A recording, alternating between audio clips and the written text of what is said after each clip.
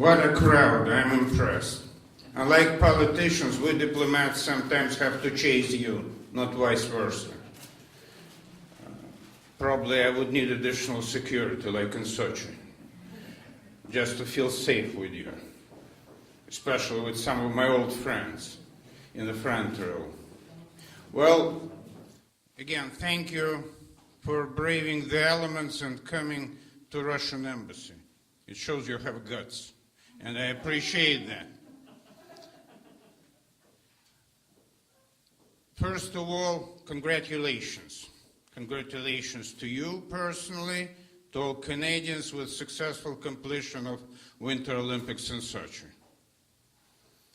We were honored to get it, and we're very proud that we delivered that, as President of International Olympic Committee said, on all our promises. Which is more important, it was a window on Russia, and Russia was scrutinized with your able and talented help, both before, during, and afterwards. And you saw Russian soul, you saw Russian people, you saw vibrant new generation of Russians which are hopeful. And they share it with all the rest in the world. I already received, a flood of letters from children, from journalists, from politicians. As a Dean of Diplomatic Corps in Ottawa, every day I meet new ambassadors, old ambassadors. They all congratulate me on the tremendous success. Some of them were worrying on behalf of their, sportsmen and delegations because of security concerns. Everything proved to be on the level. As I said, we delivered. And some already call it Russian-Canadian Olympics, because actually it was a very fair shake. We won our home Olympics. You got your golden double, both ladies and men's hockey. Of course, I was heartbroken because of my hockey team. But we learned a lesson.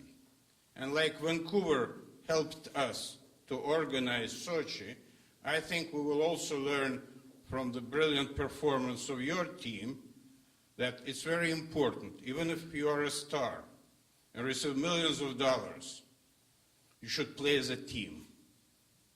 And it doesn't matter how many pucks you score. It matters the ultimate victory.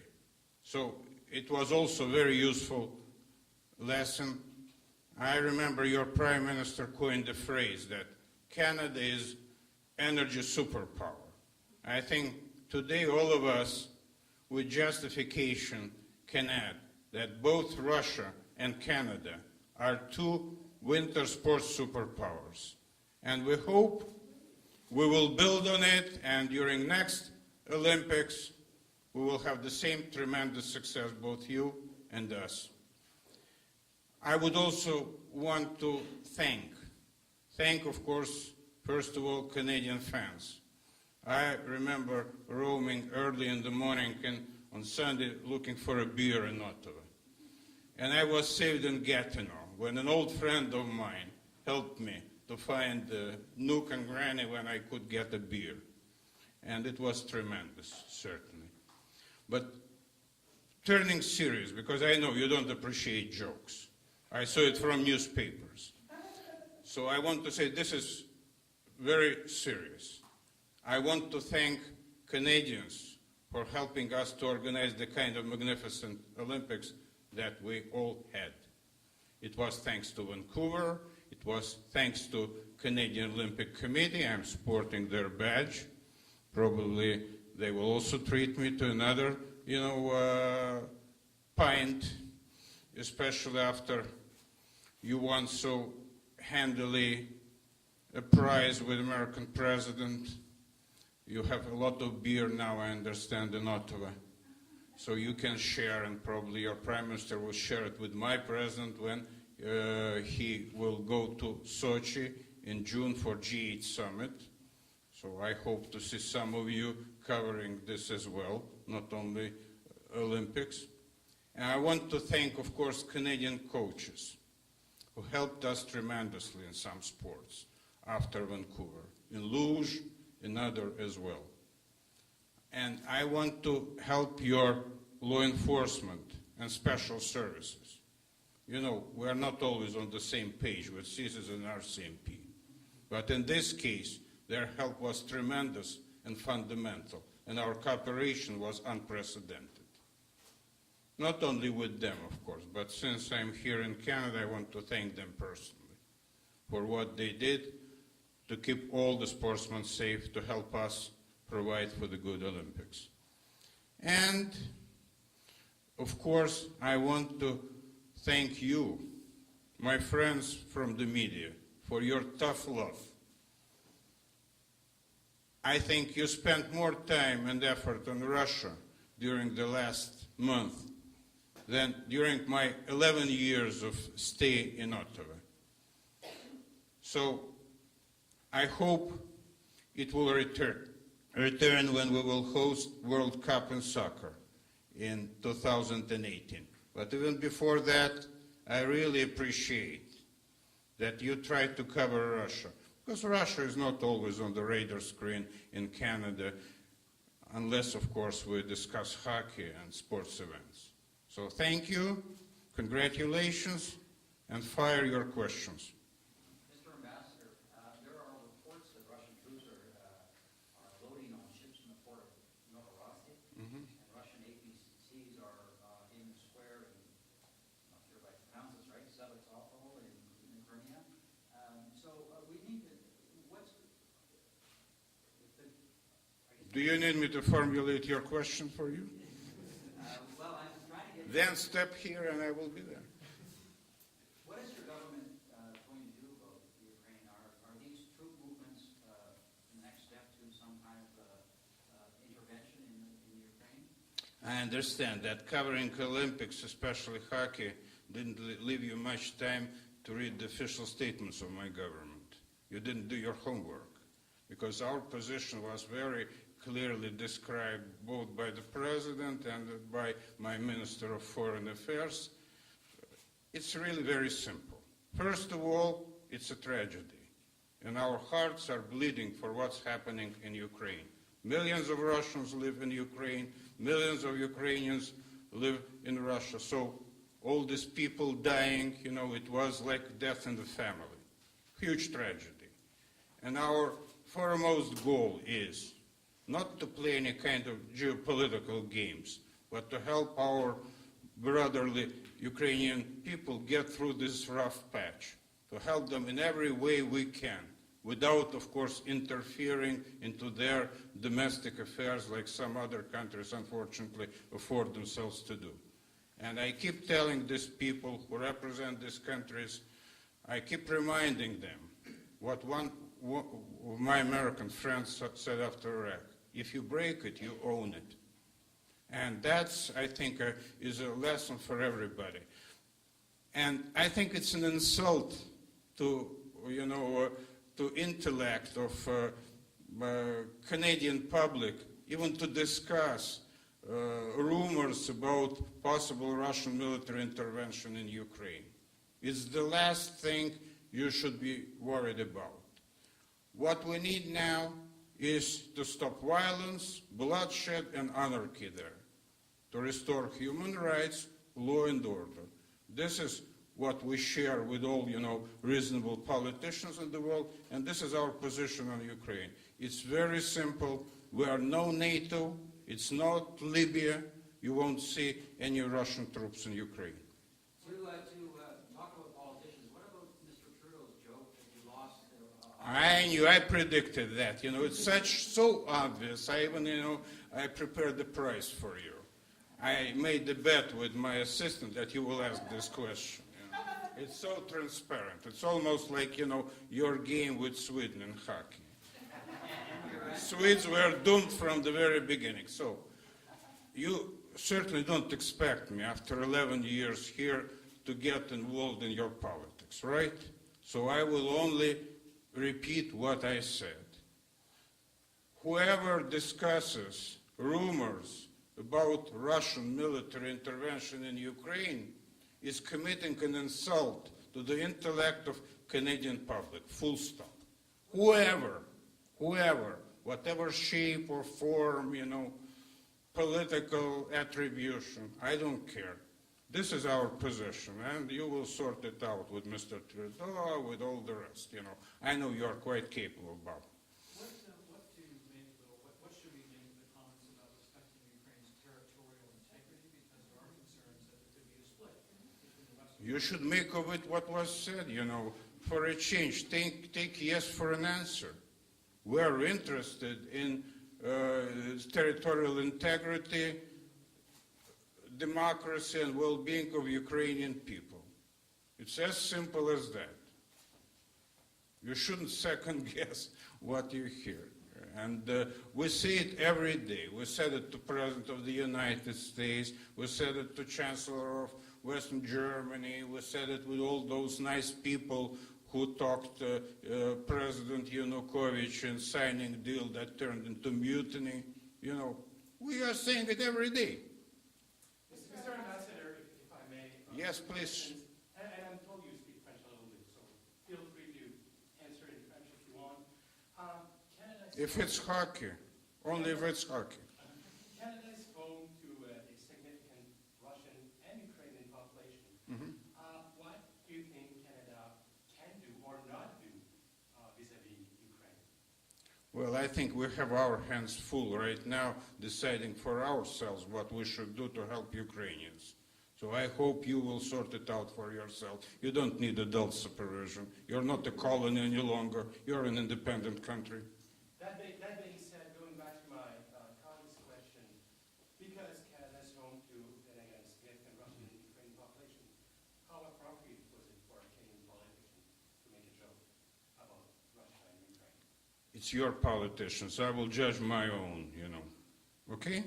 Mr. Ambassador, there's often a sense in the West that the Russians are the bad guys. And I guess I'm wondering, do you think it's possible for Russia to work with countries in the West vis-a-vis the situation in Ukraine?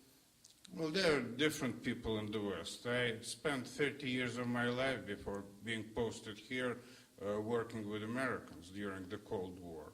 And on several occasions we were on the brink of war. And it taught me one very important lesson, that human beings are the same everywhere, whatever languages they speak. They're smart and stupid, they're crooks and people full of integrity, people who do their homework and who doesn't. So you can't, generalize saying that West is bad or Russia is bad. They're different people. And we know there is a sufficient number of responsible politicians everywhere. We are flooded by phone calls from presidents and prime ministers right now who are discussing with our leadership what we can do to help Ukraine, pass this difficult, rough patch in its history as soon as possible. Yes, I'm very optimistic that not only Ukrainian people will be able to restore peace and order and well-being and become an integrated economy in Europe with close ties to Russia. I am also hopeful that it will be achieved, not least because of our cooperation with our partners in G8 and elsewhere. Sir, you mentioned that Russia is working on just figuring out how it can help Ukraine work through what it's experiencing right now. What's on the table, and what do you see as Russia's role there in helping Ukraine? Huge stuff. For example, millions of Ukrainians are looking for work in Russia because there are good salaries there, so these people will be able to continue to help their families back home. Number one. We have joint enterprises in nuclear power, airspace, agricultural machinery. They will continue to keep working. We provided already. Some countries are only promising something in the future. We already provided money, credits, without political strings attached, again, to Ukraine.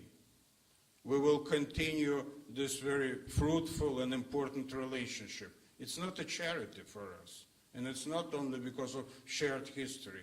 We really enjoy very close ties with Ukraine, like, for example, you enjoy with the United States or Mexico. So it will continue to function. Nobody will fly to the moon, not us, not Ukrainians. So it will continue the way it is. If there is some urgent assistance, humanitarian or otherwise, that will be needed, of course we'll provide it.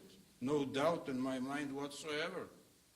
And sorry, just to follow up on that, do you see Russia as having a particular role in the political transition that's happening right now?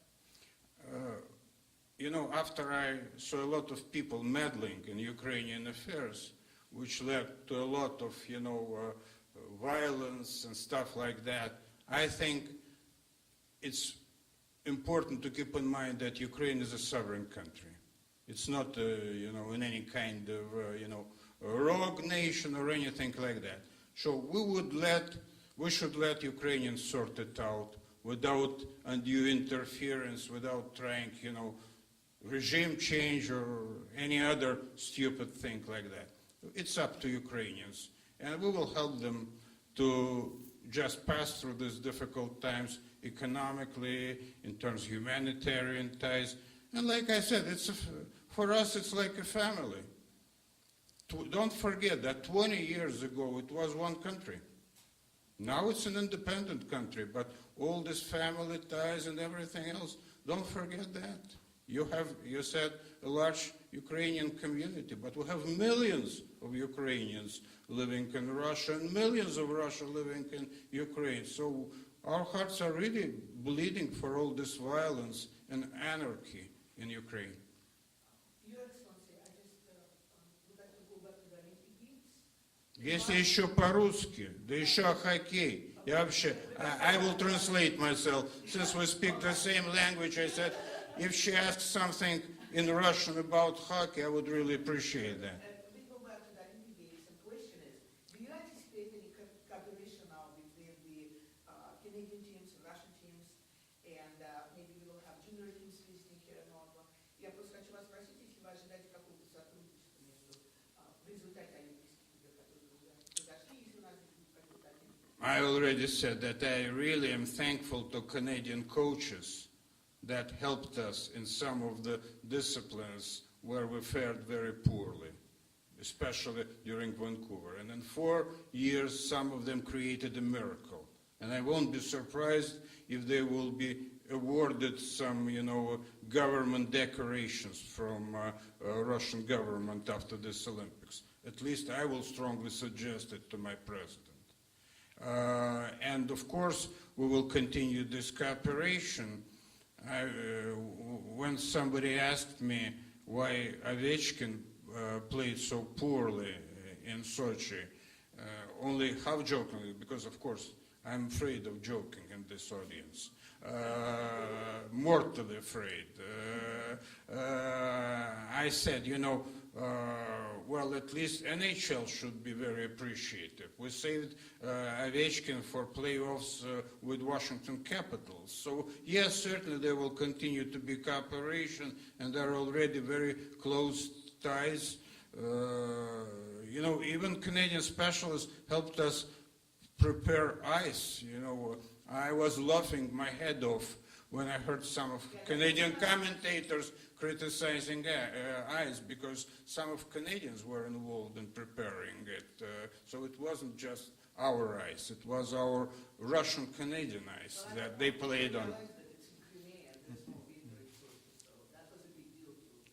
Yes, when I arrived in Vancouver in 2010, it was raining. So I understand how hard it is to stage Olympics when weather is not necessarily conducive. Somebody asked me about hockey. I'm crazy about hockey, I will answer all your questions about your politicians, whatever you like. But ask me, just, humor me. Sir, the good people of Russia have been promised a gold medal in Olympic men's hockey for the past 2 Olympics now, and we've seen that they haven't been given what they promised. What happened this time around? Okay. Do you want a serious answer or, a joke? You want a serious answer?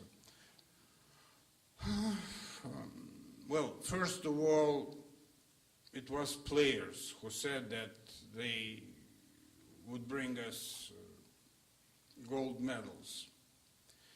Not many specialists, Russian hockey specialists, were very optimistic about possible, outcome for several reasons. We didn't have much of a sports base in the 90s. After collapse of the Soviet Union, all these, schools for young players that were funded basically by the state disappeared. Now, hopefully, with rebuild of some of it in Sochi, some in other places, we will see this new program that will help us in a big way. So this is one of the fundamental reasons. The base disappeared. You, of course, didn't notice that because you judge about our hockey by the stars that are playing here, which is, natural, but it doesn't reflect the general state of our hockey. Number two, only now we have a full-fledged professional hockey league that encompasses not only Russian teams, but say teams from the Baltic states, teams from East European states. So it's also another stage in development of new generation of Russian hockeyers. Now we don't have the kind of players, say on defense, that we used to have in Red Army. And by the way, it really made my heart beat faster when I read in Ottawa Citizen or Globe and Mail, I don't remember, that now Canadians played like Red Army because they were so domineering like us in the 70s and 80s when we defeated Swedes by 7-3, Finns by 10-2, and so on and so forth. So it will take time for a new generation. And if you speak about the current team, we all saw this weakness on defense. I saw it in Vancouver. After the first, round, it remained the same, even a little worse in Sochi. And Mr. Babka, whom I respect hugely, showed that when you make stars play like a team, and when you have an excellent defense, you certainly will dominate.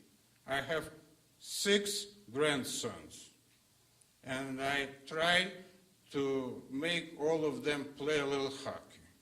And when I return back, I will command them.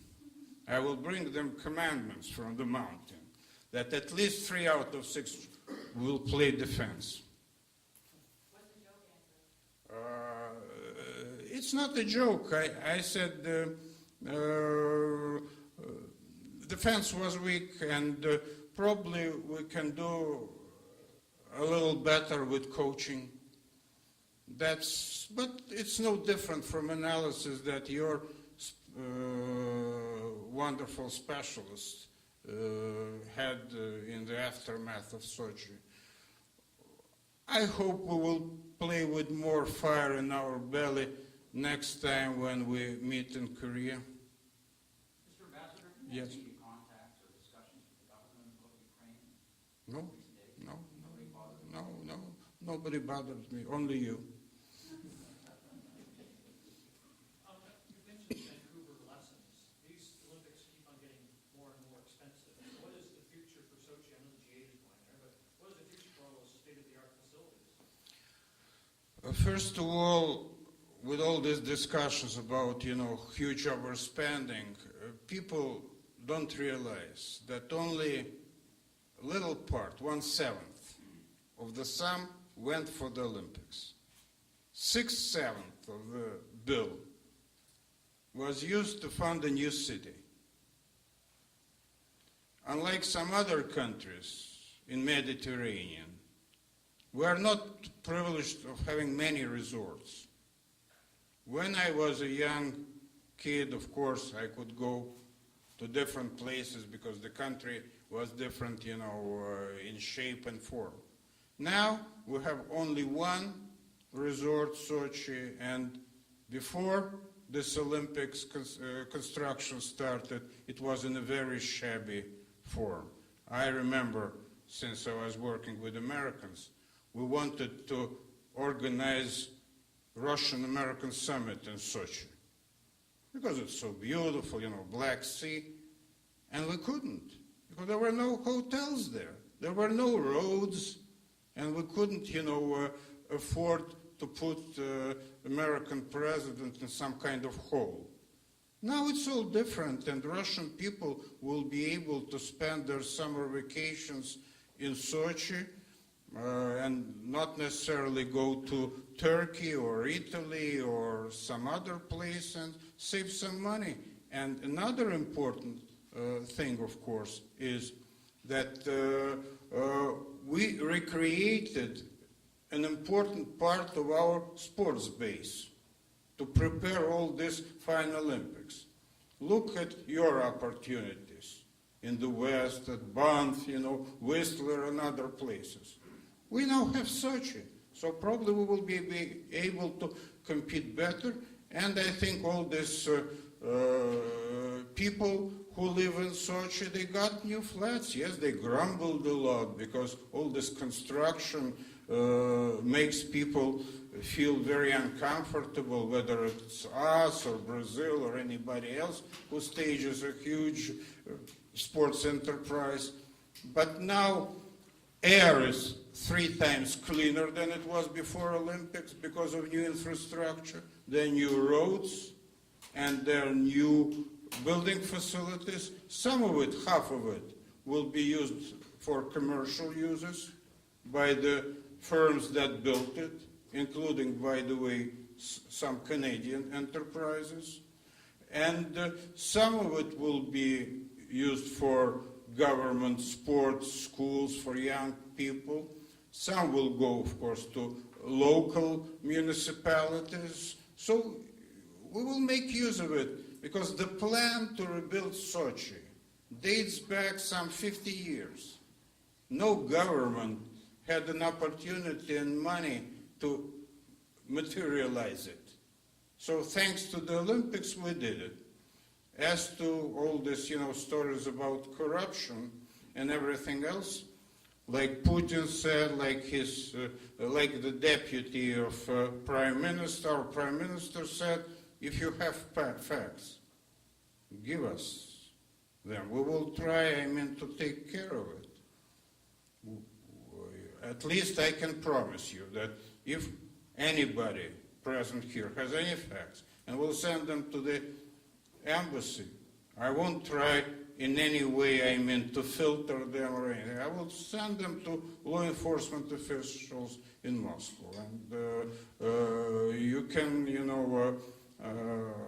watch my lips when I say it. Yes. All the questions I see. Yeah, please. There's been a lot of scrutiny of gay and lesbian rights in Russia throughout the Olympics and the lead up to Sochi. What do you make of the international scrutiny, and what should the international community expect to see on this? I remember one of the letters sent to me by a Canadian after Olympics. He said, I read a lot about Russia before, and I have a different picture now. Yes, we're different, but it doesn't mean that somebody is right and somebody is wrong.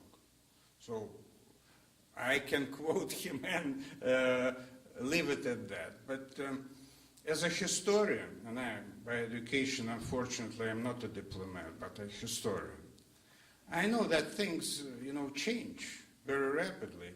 When I was in the university, people were thrown to prisons in Canada for being homosexuals. During the last 5 years, 13,000 Americans were kicked out of military service because they were homosexuals. It changes.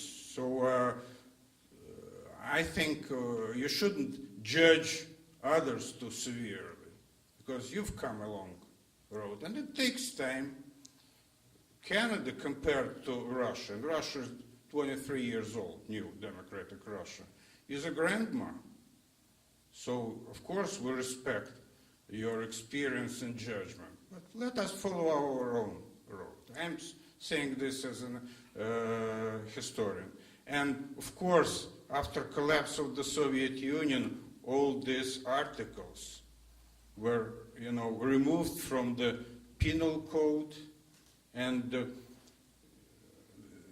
there was a funny story in Sochi. The owner of the local gay club became very rich after this Olympics, because every day he was interviewed at least 200 times.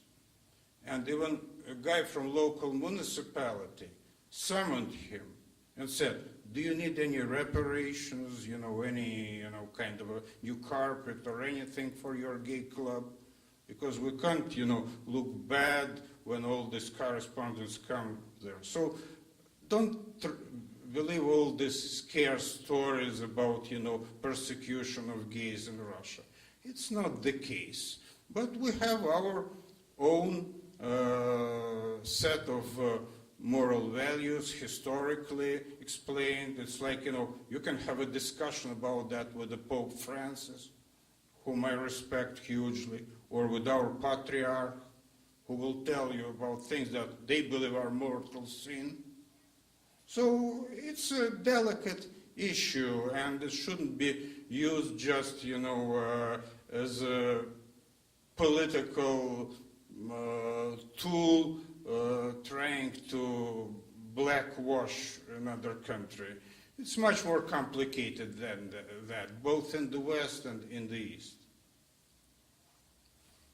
Just to follow up very quickly, I'm sorry to Yes. another, but Russia has limited certain adoptions for international adoptions, and specifically for couples in a same-sex partnership and single individuals in countries that accept gay marriage.